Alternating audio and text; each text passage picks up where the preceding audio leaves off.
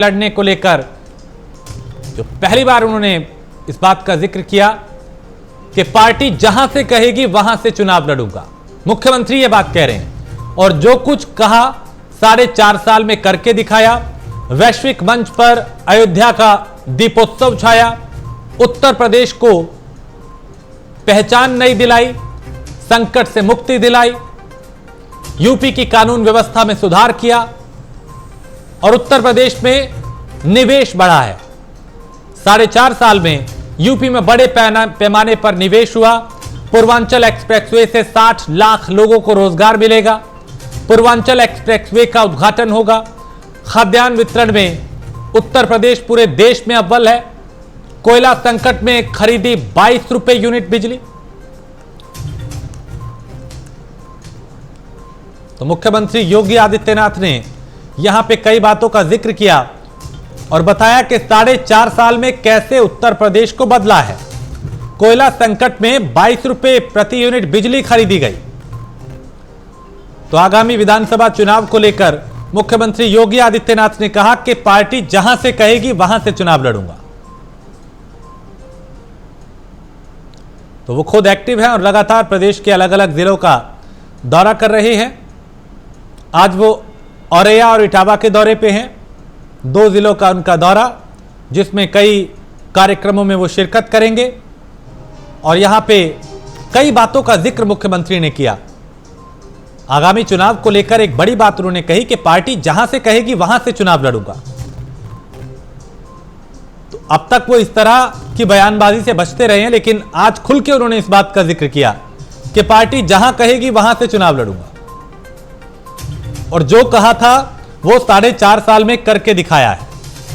वैश्विक मंच पर उत्तर प्रदेश को एक अलग पहचान दिलाई, यूपी को एक नई पहचान मिली, संकट से मुक्ति दिलाई, यूपी की कानून व्यवस्था पूरे देश में एक नजीर बनी।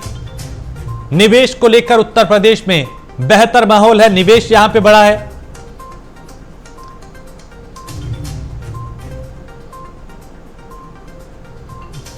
तो पूर्वांचल एक्सप्रेसवे से 60 लाख लोगों को रोजगार मिलेगा, मुख्यमंत्री योगी आदित्यनाथ ये बता रहे हैं। और पूर्वांचल एक्सप्रेसवे का उद्घाटन होगा। खाद्यान्न वितरण में उत्तर प्रदेश पूरे देश में नंबर 1 है और जब कोयला संकट देश में था तब उत्तर प्रदेश में 22 रुपए प्रति यूनिट बिजली खरीदी गई ताकि लोगों को दिक्कत ना हो, लोग परेशानी ना झेलें, कहीं पे बिजली कटौती ना हो। तो पार्टी जहां से कहेगी वहां से चुनाव लड़ूंगा, यह मुख्यमंत्री योगी आदित्यनाथ ने कहा। दिवाकर लखनऊ से हमारे ब्यूरो चीफ इस वक्त ज्यादा जानकारी के साथ। दिवाकर, मुख्यमंत्री ने 2-3 बातों का यहां पे बड़ी जिक्र किया। एक तो यह कि पार्टी जहां से कहेगी वहां से चुनाव लड़ूंगा, दूसरा यह कि वो 4.5 साल की जो उपलब्धियां हैं उसके सहारे संदेश दे रहे हैं कि उत्तर प्रदेश में जो कहा था वो करके दिखाया। बिल्कुल, देखिए मुख्यमंत्री योगी आदित्यनाथ जो है वो कहीं से आपने देखा होगा कि स्पष्ट वक्ता होने के साथ साथ जो उनके दिल में होता है वही उनके जुबान में होता है। ऐसे में जब उनसे ये सवाल किए गए कि आखिरकार आपसे चुनाव लड़ने की बात हो रही है तो आप वो चुनाव जो है वो किस जिले या किस विधानसभा से लड़ेंगे, तो जाहिर बात उन्होंने साफ तौर पर कहा कि पार्टी का नेतृत्व जो है या फिर पार्टी जो है जहां से कहेगी वहां से वो चुनाव लड़ेंगे। हालांकि उनके चुनाव लड़ने की जो कहीं की बातें हैं वो सामने ये निकल के आ रही थी कि इस बार मुख्यमंत्री योगी आदित्यनाथ जो है वो विधानसभा का चुनाव अयोध्या से लड़ने जा रहे हैं, क्योंकि अयोध्या कहीं कहीं आस्था का केंद्र माना जाता है, भगवान राम की नगरी मानी जाती है। जिस तरीके से मुख्यमंत्री योगी आदित्यनाथ अयोध्या के लिए काम कर रहे हैं और जो आस्था का केंद्र बना हुआ उसको आगे बढ़ाने की कोशिश कर रहे हैं, तो ये कहा जा रहा था कि योगी आदित्यनाथ जो है वो अयोध्या से चुनाव लड़ेंगे। लेकिन फिलहाल उन्होंने साफ कर दिया है कि जहां से पार्टी तय करेगी वहां से ही वो चुनाव लड़ेंगे। लेकिन दूसरी बात जो है कि 4.5 सालों में जिस तरीके से योगी आदित्यनाथ ने काम किया है बतौर मुख्यमंत्री, उन्होंने जिस तरीके से प्रदेश को संभाला है और जो उन्होंने कहा था, यानी कि जब वो मुख्यमंत्री बने थे तो उन्होंने साफ तौर पर कहा था कि उत्तर प्रदेश से गुंडाराज, भ्रष्टाचार ये पूरी तरीके से समाप्त कर दिया जाएगा। जो महिलाएं हैं, युवतियां हैं, उनकी सुरक्षा जो है वो पूरी तरीके से सुदृढ़ कर दी जाएगी। तो वो कहीं कहीं मुख्यमंत्री ने करके दिखाया है। जो माफिया राज था वो कहीं कहीं पूरी तरीके से उस पर बुलडोजर चला दिया है। अगर बात करें तो ये महिलाओं की सुरक्षा की, तो जाहिर सी बात है काफी ज्यादा काम किया है। केंद्र खोले हैं, जो पिंक बूथ है वो खोले गए हैं महिलाओं की सुरक्षा को लेकर। कहीं के भ्रष्टाचार जो बातें हो रही थी वो भी दूर करने की पूरी कोशिश जो है मुख्यमंत्री योगी आदित्यनाथ ने की है। और इसका जो नजारा है वो देखने को मिला। लगातार जो भर्तियां निकाली गई वो पारदर्शी तरीके से भर्तियां हुई और कैंडिडेट को मुख्यमंत्री योगी आदित्यनाथ ने नियुक्ति पत्र बांटे हैं। तो जाहिर बात उन्होंने अपने वादे को पूरा किया। अब जहां तक चुनाव लड़ने की बात है तो ये सच है कि जो पार्टी तय करती है वहीं से चुनाव जो है वो लड़ा जाता है कि ऐसे में दिवाकर एक और आज एक बड़ा फैसला उनकी तरफ से ये भी लिया गया, चूंकि हर तरीके की बातें की जा रही हैं, बयानबाजियां हो रही हैं, फैसले लिए जा रहे हैं। जो अमूमन टेंडर प्रक्रिया के जरिए जो स्वेटर, जूते, वर्दी दी जाती थी, उसके लिए अब ऑनलाइन ट्रांसफर वो सीधा कर रहे हैं। ये भी एक अच्छा कदम है, पारदर्शिता सिस्टम में आ रही है। इसको भी जोड़ के देखा जा सकता है कि कैसे मुख्यमंत्री सिस्टम को पारदर्शी बना रहे हैं।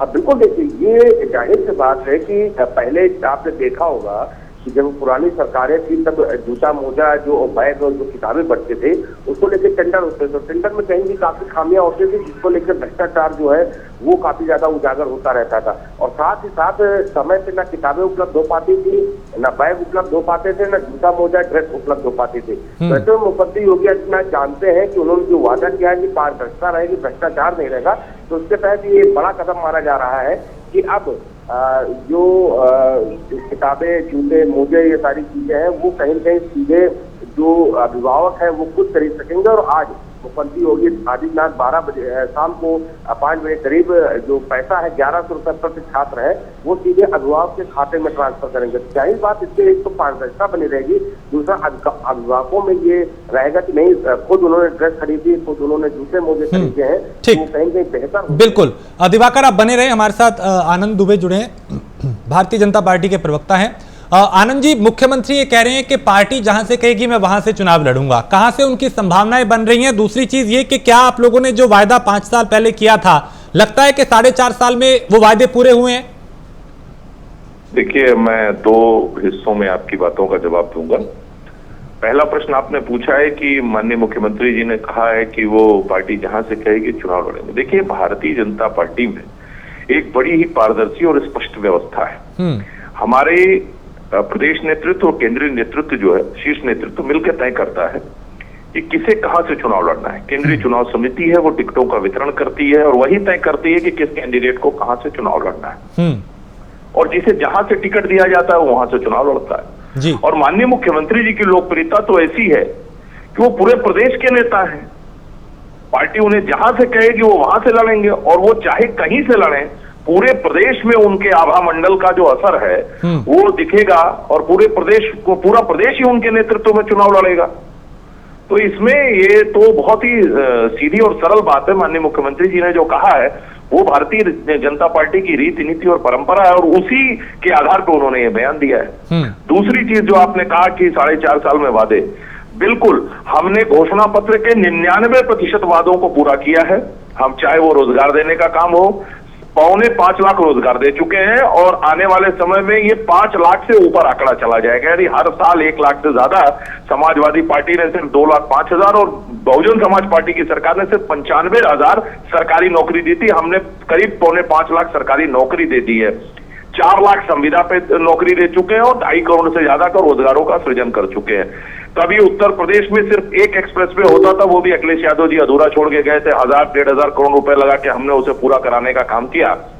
आज उत्तर प्रदेश में एक एक्सप्रेसवे लगभग कंप्लीट हो चुका है, जिस पर लोग चल भी रहे हैं, और बहुत ही जल्द औपचारिक रूप से उसकी शुरुआत हो जाएगी। इसके अलावा बुंदेलखंड एक्सप्रेसवे का करीब 80% काम पूरा हो चुका है। गंगा एक्सप्रेसवे के लिए जमीन का अधिग्रहण किया जा चुका है। Ballia link expressway, Gorakhpur link expressway का काम भी चल रहा है। इसके अलावा अंतर्राष्ट्रीय एयरपोर्ट को देख लीजिए आप। उत्तर प्रदेश में आजादी के बाद से लेकर और समाजवादी पार्टी के पूर्ववर्ती शासनकाल तक उत्तर प्रदेश में सिर्फ 2 अंतर्राष्ट्रीय हवाई अड्डे थे।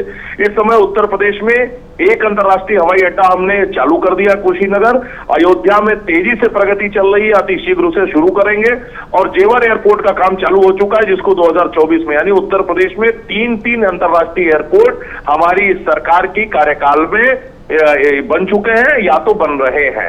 इसके अलावा मेडिकल कॉलेजेस आप देख लीजिए, कहाँ 12 मेडिकल कॉलेज थे, आज कहाँ उनकी संख्या 46 पहुंच गई, और आने वाले समय में हर जिले को एक मेडिकल कॉलेज मिलेगा।